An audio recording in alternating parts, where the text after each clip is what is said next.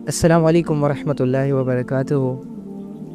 امید کرتا ہوں کہ آپ سب خیریت کے ساتھ ہوں گے۔ اللہ رب العزت نے جو آپ کو وقت دیا ہے اس دنیا میں رہنے کا، اس سے آپ بھرپور فائدہ اٹھاتے ہوں گے اور اپنے لیے اس کو قیمتی بناتے ہوں گے۔ جو وقت ضائع ہو گیا یا جس وقت میں آپ کو بھاری نقصان اٹھانا پڑا، اس پر آپ کو افسوس تو ہوتا ہی ہوگا، اور اپنی زندگی کو بہتر سے بہترین بنانے کی کوششوں میں بھی لگے ہوں گے انشاءاللہ۔ اللہ رب العزت کے دروازے، رحمت کے دروازے اگر کھلے ہیں تو اللہ کی رحمت کو پکاریں۔ اگر اللہ رب العزت ہدایت دینا چاہ رہے ہیں تو اللہ رب العزت سے ہدایت مانگیں۔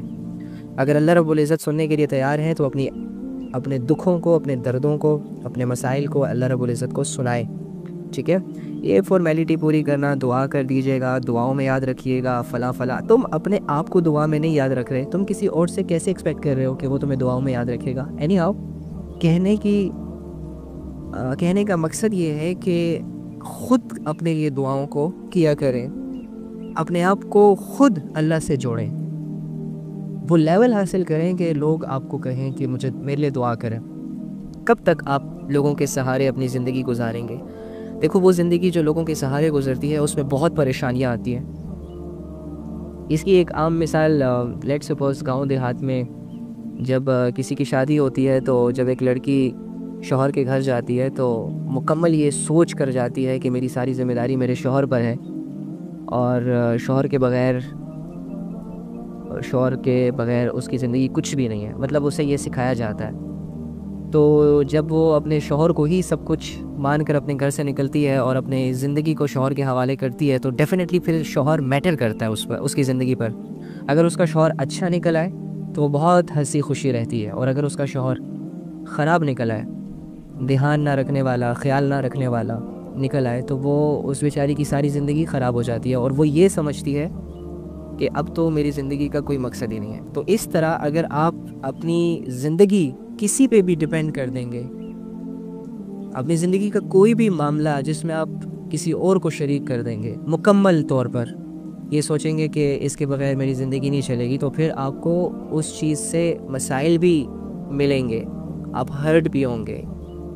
لیکن جو محنت آپ اپنے لیے خود کریں گے وہ محنت کبھی بھی ضائع نہیں ہوگی۔ جو دعائیں آپ اپنے لیے خود کریں گے، آپ کو ایک احساس ضرور ہوگا کہ میرے اللہ نے میری دعاؤں کو سن لیا۔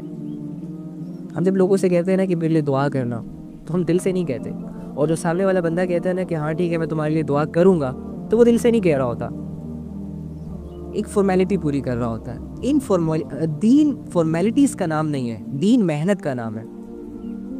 اللہ رب العزت نے کسی اسپیسیفک انسان کو ہولڈ نہیں دیا ہوا کہ لوگوں کی ساری دعائیں تم ہی مجھ سے کرنا، بلکہ اللہ رب العزت نے تمام انسانوں کو یہ اختیار دیا ہے کہ جب چاہے، جس وقت چاہے، جس سچویشن میں جو مرضی اچھی چیز مجھ سے مانگ لو۔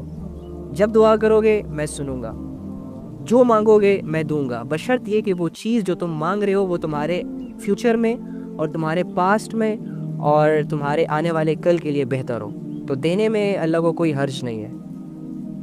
اللہ رب العزت کے خزانے اتنے وسیع ہیں کہ اگر یہ ساری دنیا کے سارے انسان، ساری دنیا کے سارے جنات، ساری دنیا کی ساری مخلوق ایک میدان میں جمع ہو جائے اور اللہ تعالیٰ ان کو ایک اپرچونٹی دے دے اور ان سے یہ کہے کہ مانگو جو مانگتے ہو، اور تمام مخلوق، اربوں کھربوں مخلوق اللہ سے اپنے دل کی پہلی خواہش سے لے کر آخری خواہش تک مانگنے میں لگ جائے رات دن، بس اللہ سے مانگتے رہے اور اللہ ان کو دیتا رہے، اللہ سے مانگتے رہے، اللہ ان کو دیتا رہے، یہاں تک کہ ان کی موت واقعہ ہو جائے، اللہ ان کو پھر زندہ کرے، پھر چانس دے کہ پھر مانگو، ساری زندگی یہ پھر مانگے، اللہ پھر ان کو دے، کرتے کرتے اگر اللہ ان کو 7 زندگیاں بھی دے دے اور 7 زندگیوں میں ان کی ہر چھوٹی بڑی خواہش پوری کر دے، تب بھی اللہ کے خزانوں میں ایک رائی کے برابر کمی نہیں آئے گی، ایک رائی کے برابر بھی کبھی نہیں آئے گی۔ اللہ کے خزانے اتنے وسیع ہیں۔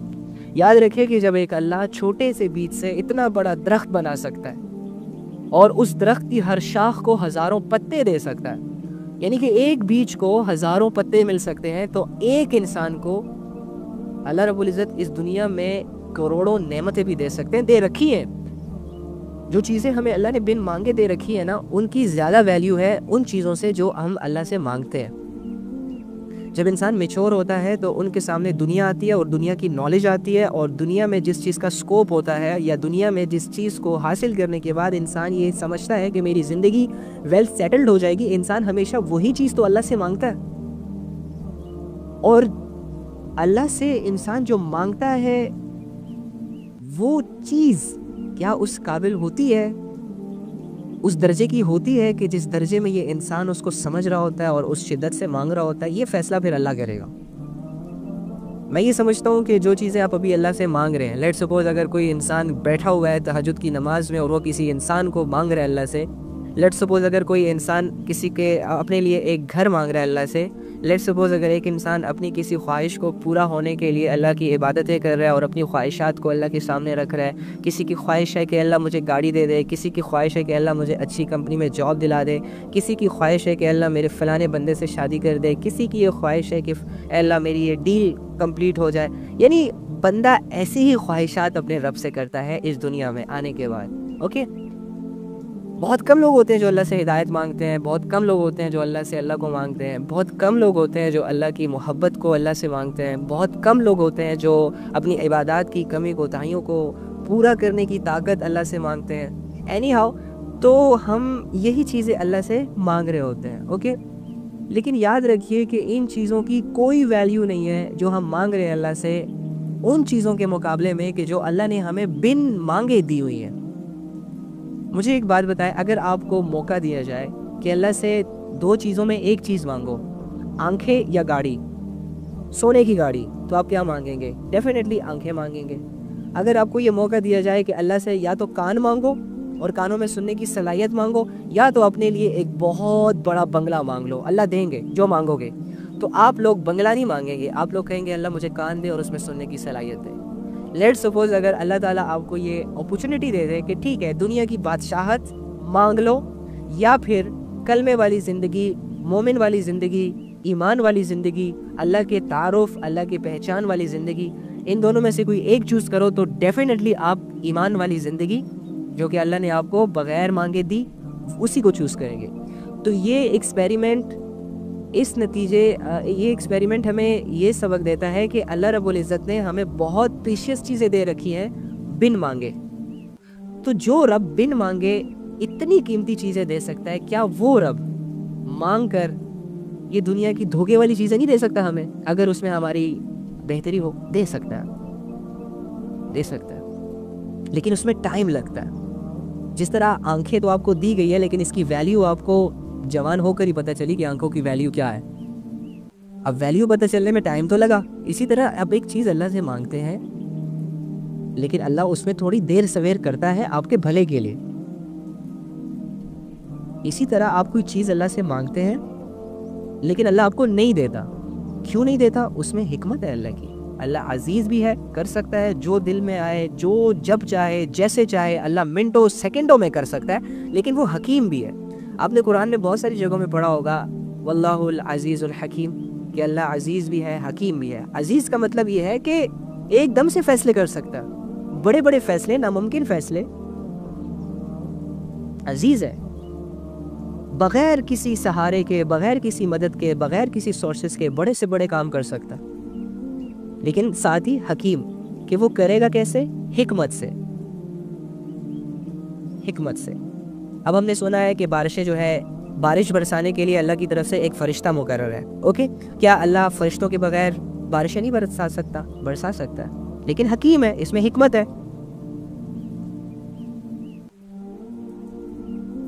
سورج کیا کرتا ہے؟ روشنی دیتا ہے. کیا اللہ رب العزت سورج کے علاوہ، سورج کے بغیر پوری دنیا کو روشن نہیں کر سکتا؟ کر سکتا ہے. عزیز ہے، ہولڈ ہے پوری دنیا کا، کائنات میں اس کا، لیکن حکیم بھی ہے ساتھ.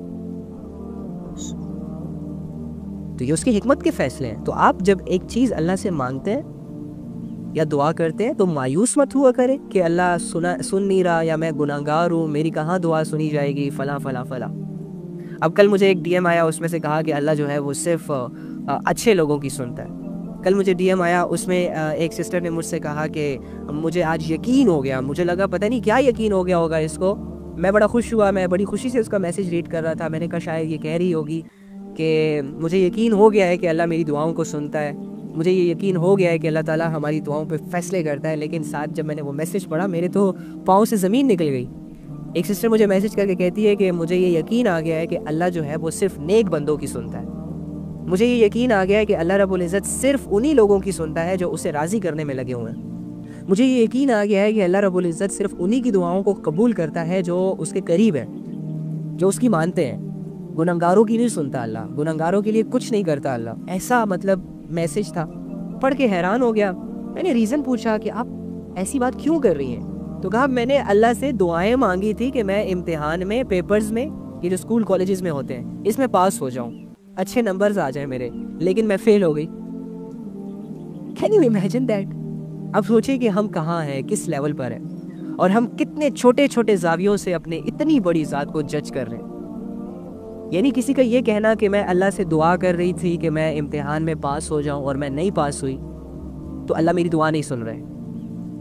اب اگر یہ لڑکی تھوڑا سا سوچ لے کہ اللہ نے مجھے, چلو اگر دنیا کے کسی امتحان میں فیل کر دیا, لیکن اگر یہی اللہ مجھے آخرت میں کامیاب کر دے تو میری ڈگری کس کام کی یار؟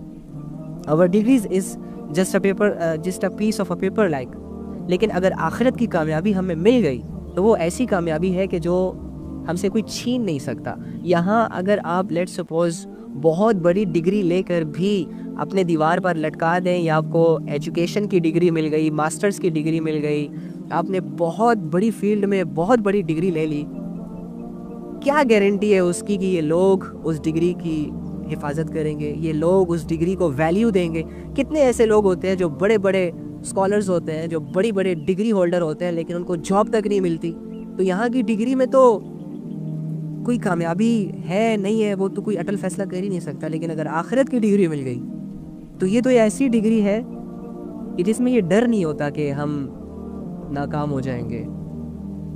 تو ہم اللہ سے اتنے بیزار ہو چکے ہیں, ہم اللہ سے اس قدر مایوس ہو چکے ہیں, ہم چھوٹی چھوٹی خواہشوں کے پورے نہ ہونے کی وجہ سے اللہ سے دور ہو جاتے ہیں, اللہ سے مانگنا چھوڑ دیتے ہیں. اب ان کو اگر نبی صلی اللہ علیہ وآلہ وسلم کی سیرت پتہ ہوتی, اگر ان کو نبی صلی اللہ علیہ وآلہ وسلم کی دعاؤں کا پتہ ہوتا, اگر ان لوگوں کو نبی صلی اللہ علیہ وآلہ وسلم کی ازواج کی زندگیوں کے بارے میں پتہ ہوتا, تو یہ کبھی بھی یہ نہ کہتے کہ میرا فلانا کام نہیں ہوا, میری فلانی دعا قبول نہیں ہوئی, میں کب سے دعا کر رہی ہوں یا کر رہا ہوں, مجھے یہ حاصل نہیں ہو رہا. یہ شیطان کے ایک وسوسے ہیں جس سے انسان کو اللہ سے دور کرنا اس کا مقصد ہوتا ہے. اچھا, ہم بعض لوگ, چلو ٹاپک آ گیا, ہم بعض لوگ کہتے ہیں کہ رمضان میں تو شیطان بند ہو جاتا ہے, جہنم کے دروازے بند ہو جاتے ہیں, جنت کے دروازے کھل جاتے ہیں, تو اس کے باوجود ہم کیوں گناہ کرتے ہیں؟ اس کے باوجود ہم سے اتنے بڑے بڑے گناہ کیسے ہو جاتے ہیں؟ بدقسمتی کے ساتھ ہمیں یہ تو بتایا گیا ہے کہ رمضان میں شیطان کو بند کر دیا جاتا ہے, جہنم کے دروازے بند کر دیے جاتے ہیں, جنت کے دروازوں کو کھول دیا جاتا ہے, لیکن ہمیں یہ بات سمجھائی نہیں گئی کہ اس سے مقصود کیا ہے, اس کا مطلب کیا ہے. اور جب ہم یہ بات سنتے ہیں, لیٹ سپوز کہ بھائی رمضان میں جنت کے دروازے کھلے ہیں, جہنم کے بند ہیں, تو ہمارے مائنڈ میں کیا آتا ہے کہ جس طرح ہمارے گھر کا کوئی دروازہ ہے وہ بند ہوگا تو بند ہوگا, کھلا ہے تو کھلا ہوگا. یا جس طرح ہم اگر کسی کو, شیطان کے قید کرنے کا کیا مطلب ہے, جس طرح ہم شرارتی بچوں کو کسی کمرے میں قید کر دیتے ہیں, تو کیا اللہ رب العزت نے شیطان کو کسی جگہ قید کر دیا ہے؟ نو, یہ ایسی نہیں ہے. ایسی بات, جنت کے دروازے بند ہو, جنت کے دروازے کھل جانے کا مطلب یہ نہیں ہے کہ اللہ نے 8 دروازے کھول دیے ہیں. بھائی اسے کوئی تالا لگا تھا, پہلے جنت کے دروازے بند تھے, اب اللہ جنت کے پاس گیا اور اللہ نے سارے دروازے کھول دیے, ایسا نہیں ہے. اور جہنم کے دروازوں کا بند ہونے کا مطلب یہ نہیں ہے کہ اللہ رب العزت نے جہنم کے دروازوں کو بالکل بند کر دیا ہو. نو, دیکھو, آپ نے یہ بھی تو سنا ہے کہ ماں کے پاؤں کے تلے جنت ہے, تو کیا ماں کے پاؤں کے تلے جنت نظر آتی ہے؟ نہیں آتی. اس کا کیا مطلب ہوا کہ ماں کے پاؤں کے تلے جنت ہے؟ تو ہم آنکھوں سے دیکھنا چاہ رہے ہوں گے.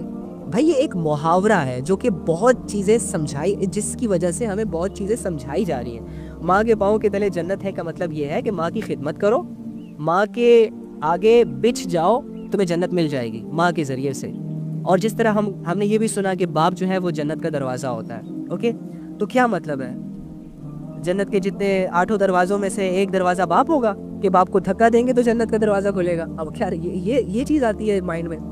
نو, باپ کی جنت کے دروازے کا مطلب یہ ہے کہ اپنے باپ کی رضا کو سامنے رکھو, اپنے باپ کو ناراض نہ کرو, اپنے باپ کی نافرمانی مت کرو کہ وہ تم سے روٹھ جائے. اور دیکھو اس کا مطلب یہ بھی ہو سکتا ہے کہ جب آپ کے گھر میں کوئی دشمن آتا ہے اور وہ آپ کے دروازے کو کھٹکھٹاتا ہے تو آپ کو اس کے لیے دروازہ نہیں کھولتے، آپ کے اختیار میں ہوتا ہے کہ اس دشمن کو یا تو گھر میں آنے دے یا نہ آنے دے۔ تو جب آپ سے دشمنی کرے گا، جب آپ اس سے ناراض ہوں گے یا وہ آپ سے ناراض ہوگا یا آپ کی آپس میں نہیں بنے گی، تو ڈیفینیٹلی دروازے آپ کا گھر ہے، آپ کا دروازہ ہے، آپ کے پاس ہولڈ ہے، اختیار ہے کہ اس بندے کو اندر آنے دو یا نہیں دو۔ تو اس سینس میں کہا گیا ہے کہ جب تم اپنے والد کو ناراض کرو گے تو یہ نہ ہو کہ قیامت کے دن وہ تم سے ناراضی کا اظہار کیے تم کر لے اور تمہارے لیے جنت کے دروازہ نہ کھلے۔ تو اس لیے کہا گیا ہے کہ باپ جو ہے وہ جنت کا دروازہ ہے، اگر تم اسے خوش رکھو گے، اس کی خدمت کرو گے، اسے راضی رکھو گے، تو کل کو یہ باپ جنت کی انٹرسٹ کی وجہ بنے گا آپ کا۔